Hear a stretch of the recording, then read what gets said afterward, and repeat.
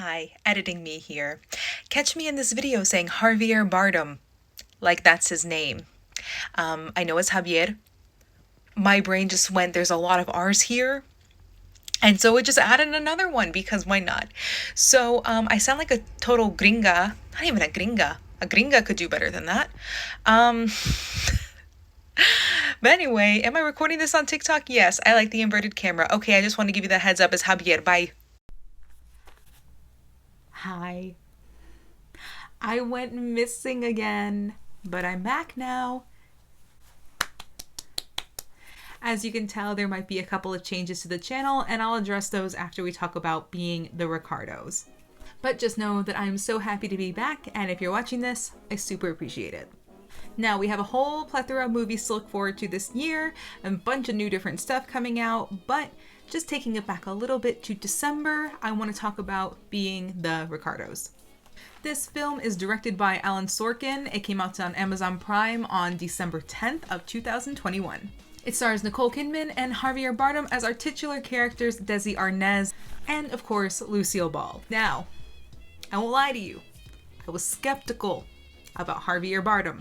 And I was skeptical because, and this is gonna sound bad, but Javier Bardem has a particular look to him. He's got that meaty head going on. And Desi Arnaz, from my research and my viewing of I Love Lucy from my childhood, does not have the same meaty type of head. He has a 5 head, but not a meaty head.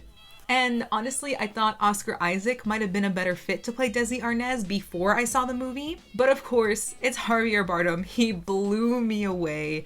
Absolute perfection. Was born to do it. Now, our movie opens up with a documentary-style filming of the 3 main writers for the I Love Lucy show, talking what seems to be decades after the show ended.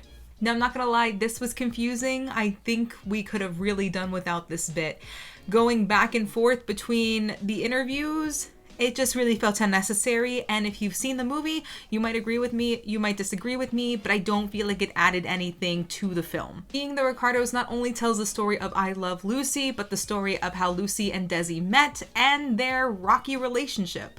I will say I learned a lot of things I didn't know. If you were like me and grew up watching I Love Lucy with your mom, memories, then you thought it was just kind of like this happy marriage that, yeah, okay, it did end. Like, I knew their marriage ended, but I didn't know all the messiness that happened in their lives, and I didn't know things about Lucille Ball and Desi Arnaz's people. I had no idea that Desi Arnaz fought for America in World War II, and Lucy had a contract broken with a company called RKO and was told to do radio.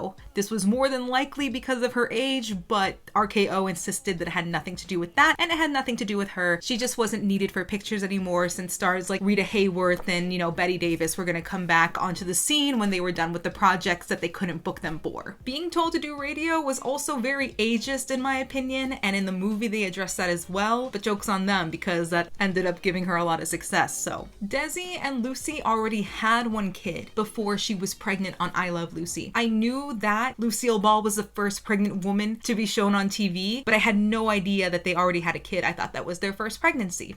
Didn't know that. They had a daughter already who was named Lucy Arnaz.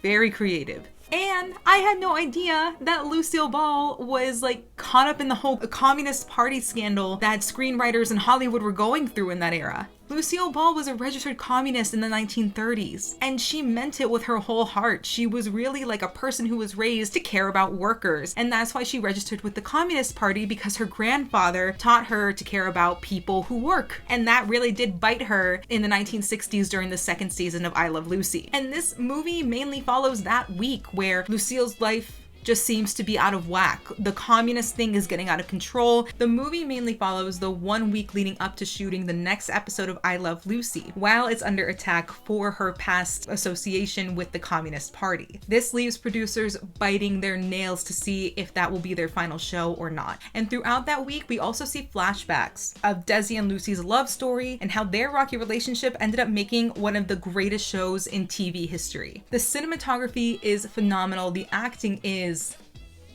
phenomenal.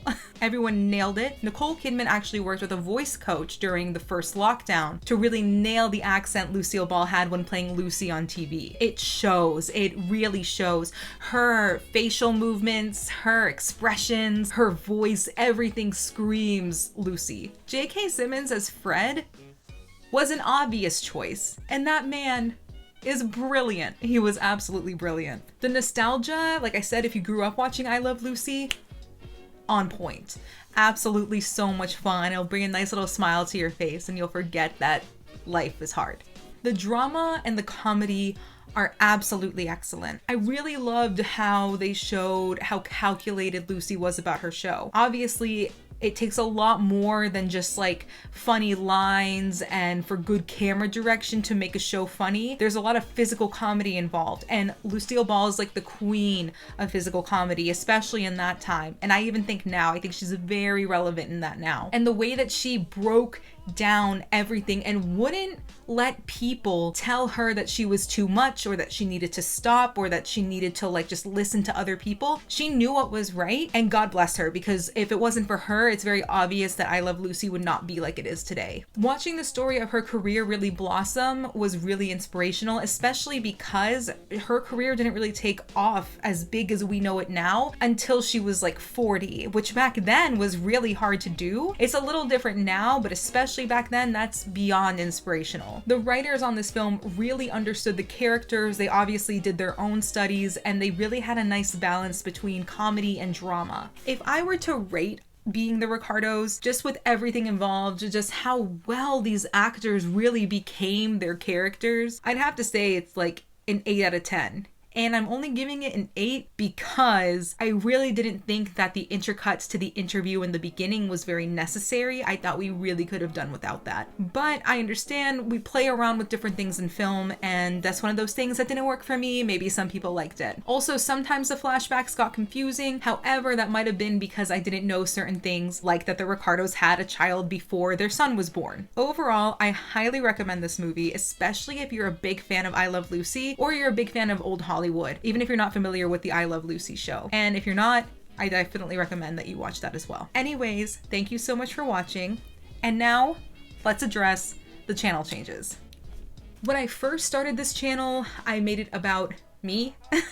In a weird way, even though it was about movies. I named it mamamichaela because that's my handle on Instagram, and I thought that would be the easiest way for people to find me, was, name my YouTube the same thing. But as I started, my ambition with this channel was to make things about movies, to make short films and to make critiques about movies and to just talk about movies. Use my film degree in some sense. And it just became less about me, so having my name there didn't feel right. So I switched it for like 2 weeks to Mama Movies.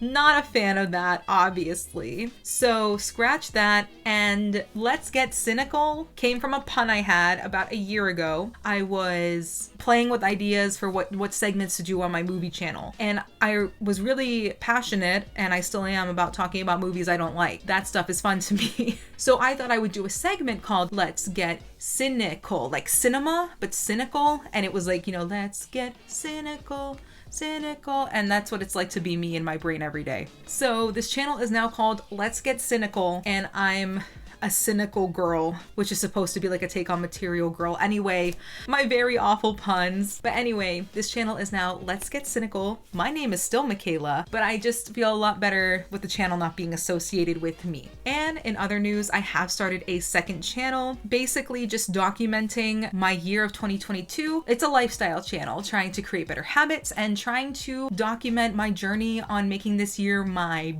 bitch, and trying to get acting and modeling work and taking everyone through Ireland and my life here and my ambitions and things like that. Really challenging myself to just like make this the best year that I've had. So if that's something you're interested in, I will link my second channel below. Anyways, if you stuck with me till the end, I really super duper appreciate it. And I will be back at least twice a month on this channel and weekly on my second channel. Thanks so much, and I'll talk to you later.